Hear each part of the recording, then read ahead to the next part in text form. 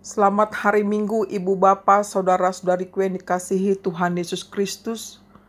Marilah kita mempersiapkan hati dan pikiran kita untuk mendengarkan firman Tuhan sebagai khotbah pada minggu ini dengan kita saat teduh sejenak di tempat kita masing-masing. Saat teduh dimulai.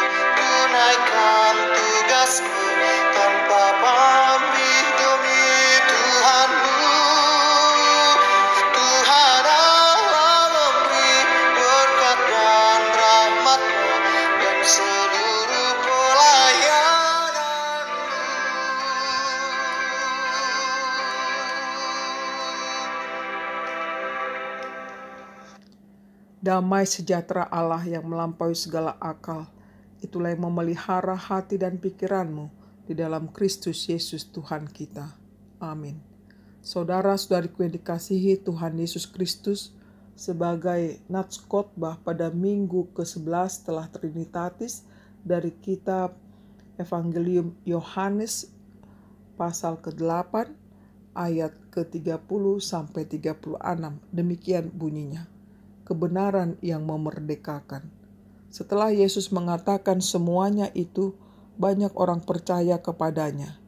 Maka katanya kepada orang-orang Yahudi yang percaya kepadanya, "Jikalau kamu tetap dalam firman-Ku, kamu benar-benar adalah murid-Ku, dan kamu akan mengetahui kebenaran, dan kebenaran itu akan memerdekakan kamu."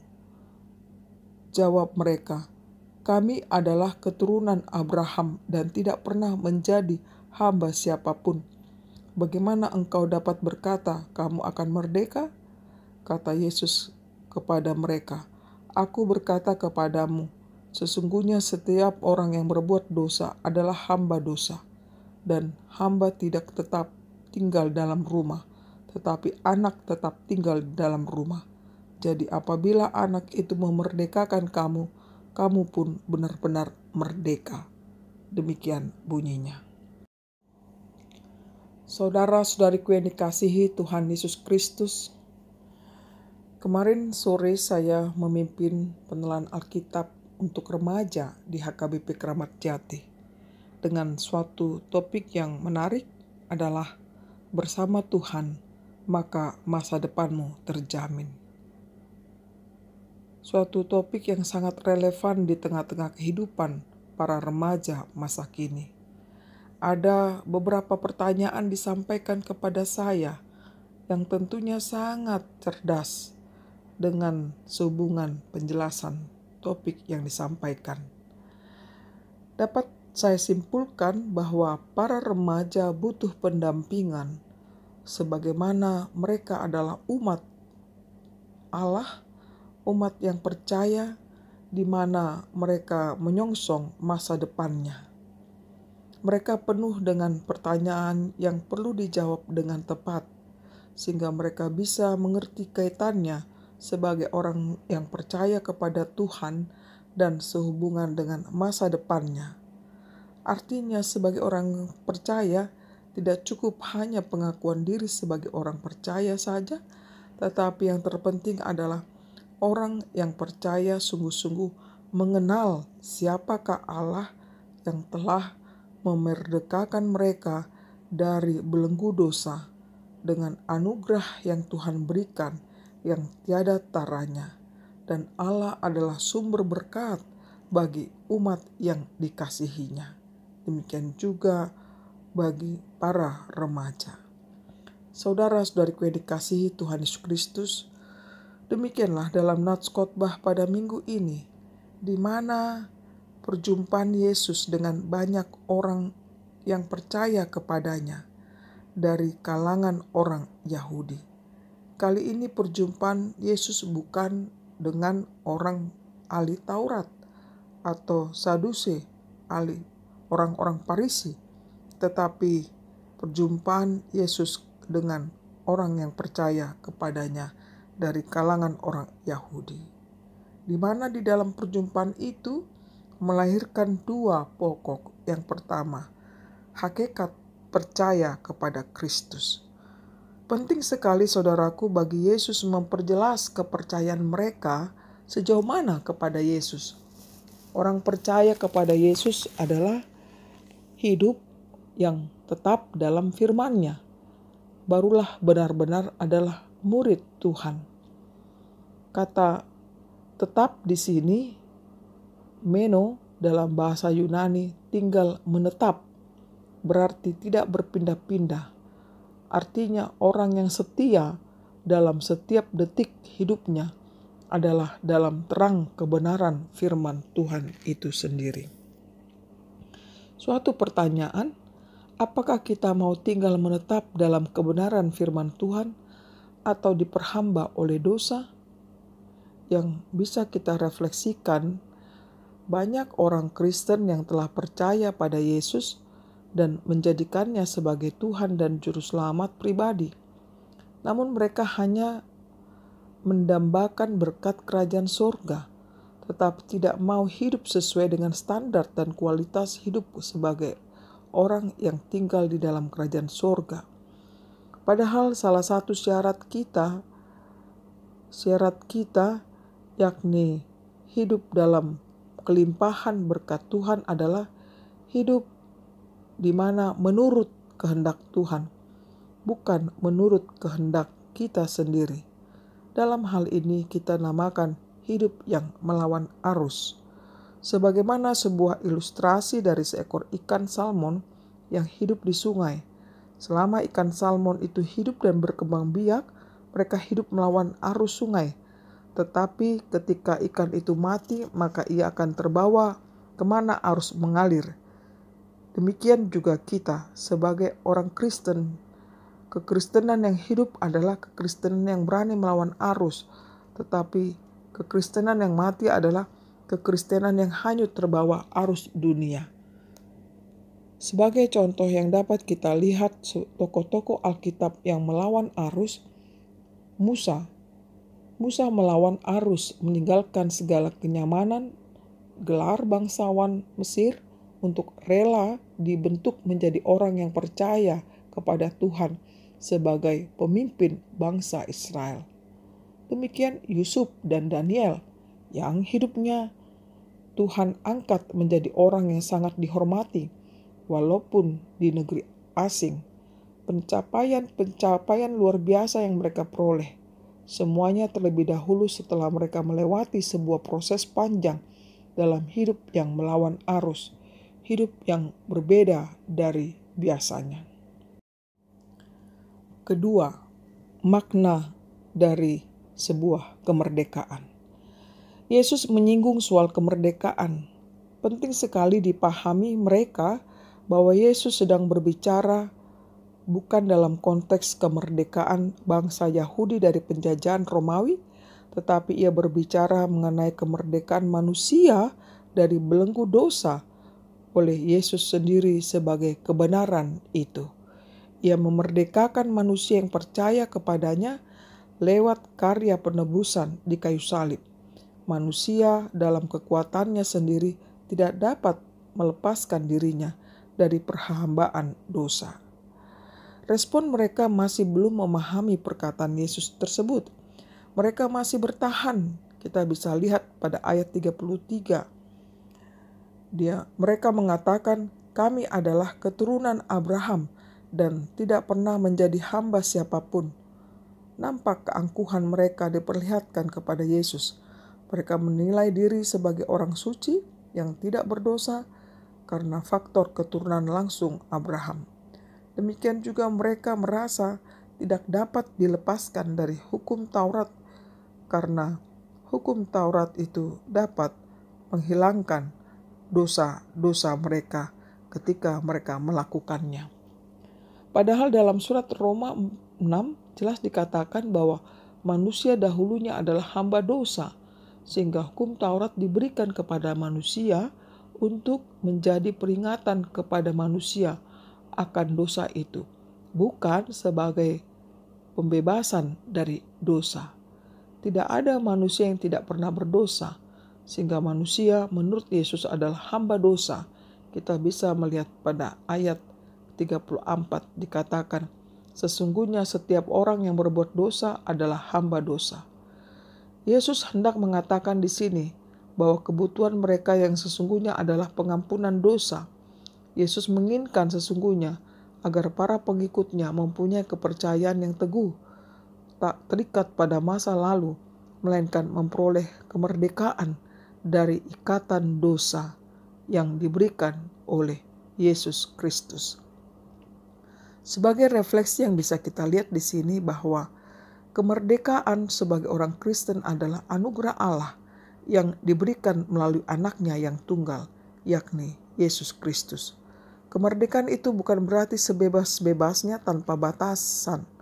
Kemerdekaan Kristen itu seperti gerbong kereta api yang berjalan di relnya, dan jika kereta api keluar dari relnya akan tergelincir, atau seperti ikan keluar dari dalam air akan kekurangan oksigen, kekeringan, lemas, tak berdaya, dan akhirnya mati.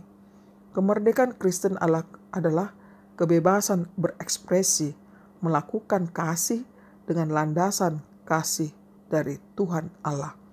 Orang percaya hendaknya selalu mengingat dan menghargai proklamasi kemerdekaan yang sudah diserukan Yesus dalam peristiwa salib dan kebangkitannya.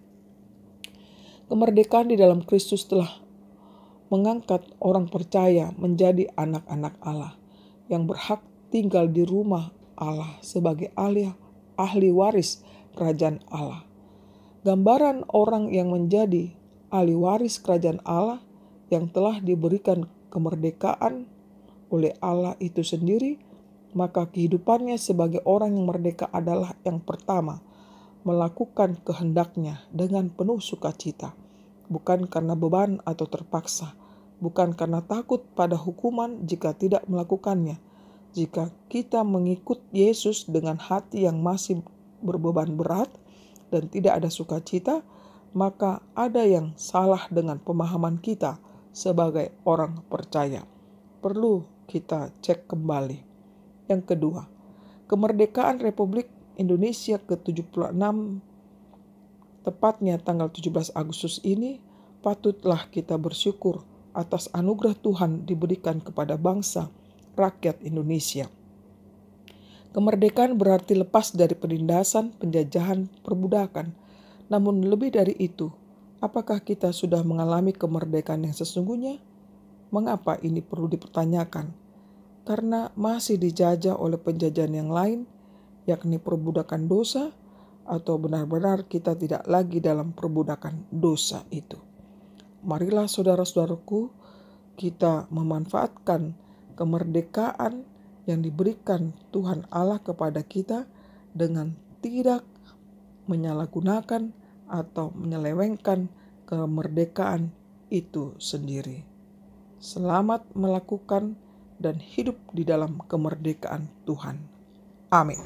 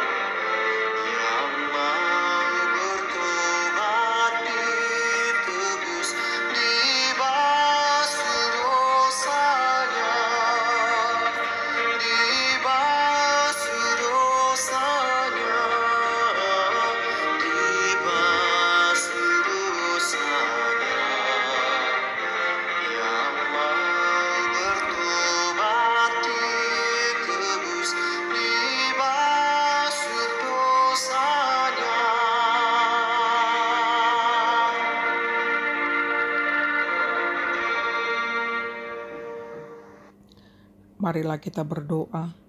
Ya Tuhan Allah kami yang kami sembah di dalam Yesus Kristus, kami sungguh bersyukur Tuhan buat hari ini di mana kami boleh mendengarkan firman-Mu yang mengingatkan kami bahwa Engkau yang memberikan kemerdekaan itu bagi kami. Ya Allah kami, ajar kami menggunakan kemerdekaan yang telah Kau berikan kepada kami dengan hidup di dalam firman-Mu, sehingga kami dapat menerapkan di dalam kehidupan kami sehari-hari. Ya Tuhan, di mana kemerdekaan yang sering kami salah artikan adalah kami melakukan kebebasan yang tanpa batas. Ternyata saat ini Engkau mengingatkan kami Tuhan sebagai orang yang percaya adalah orang yang menerima kemerdekaan daripada-Mu dan melakukan kehendak-Mu. Ya Tuhan, kiranya Engkaulah yang senantiasa membimbing hidup kami agar kami berjalan di jalan-Mu, tidak di jalan kami masing-masing. Kami serahkan hidup kami, berkati kami Tuhan, dan berkati seluruh keluarga kami, jemaat Tuhan dimanapun mereka berada pada saat ini. Mungkin mereka banyak mengalami problem masing-masing. Kiranya bila ada yang sakit, Tuhan sembuhkan. Bila ada yang berduka, Tuhan hiburkan. Bila ada yang mengalami keputusasaan, Tuhanlah yang menguatkan mereka. Kami serahkan seluruh pemerintahan kami ke dalam tangan-Mu.